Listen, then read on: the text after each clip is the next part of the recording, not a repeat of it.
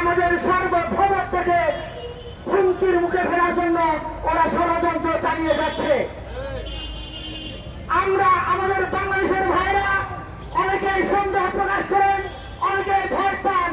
আমরা আমাদের চারপাশে যেহেতু ওরা আছে, ওরা ওদেরকে নাকি আমাদেরকে নমনম করতে হবে। আমি আপনাদেরকে বলছি, আমরা তাদেরকে নমনম করবো না, আমরা তাদের সাথে মিনমিন করে কথা বলবো না, আমরা চোখে চোখ রেখে তাদের সাথে কথা বলবো। আমরা ওরা আমাদেরকে মানুষ মনে করে না, ওরা আমাদেরকে দেশ মনে করে না, আমাদেরকে মানে বুঝাতে চাচ্ছে বাংলাদেশকে এরা বাংলাদেশ মনে করে না, বাংলাদেশকে এরা স্বাধীন রাষ্ট্র হিসেবে স্বীকৃতি দিতে চায় না। প্রশ্ন উঠেছে, আমরা লাঠি মেরে ভারতের পেট ছিঁড়ে আমরা বের হয়ে নতুন ভাবে আরেকটি স্বাধীনতা লাভ করতে চাই।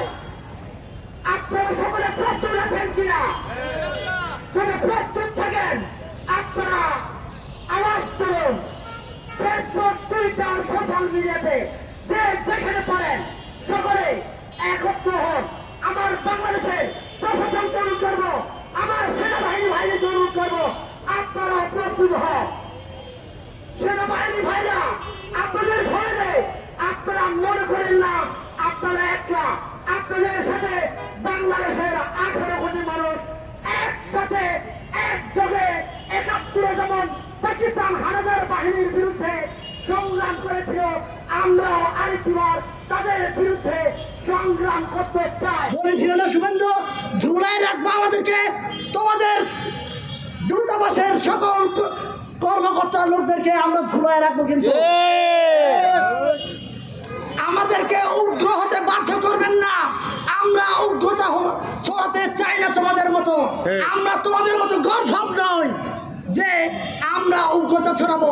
কিন্তু হ্যাঁ, আমাদেরও একটা ধৈর্যের সীমা আছে, এই ধৈর্যের সীমা পার হয়ে গেলে আমরাও তোমাদেরকে দেখে নেব।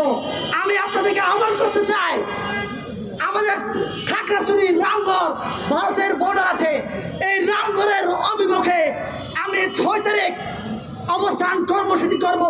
আপনারা যারা বাংলাদেশকে ভালোবাসেন, যারা এই ভারতীয় আগ্রাসনকে রুখে দাঁড়াতে চান, বাংলাদেশকে উচ্ছেদ করতে চান, আপনারা সকলে রামগড়ে উপস্থিত থাকতে পারেন। ওই দিন খাগড়াছড়ি জেলা রামগড় উপজেলায় আমরা উপজেলার অভিমুখে আমরা কর্মসূচি ঘোষণা করলাম।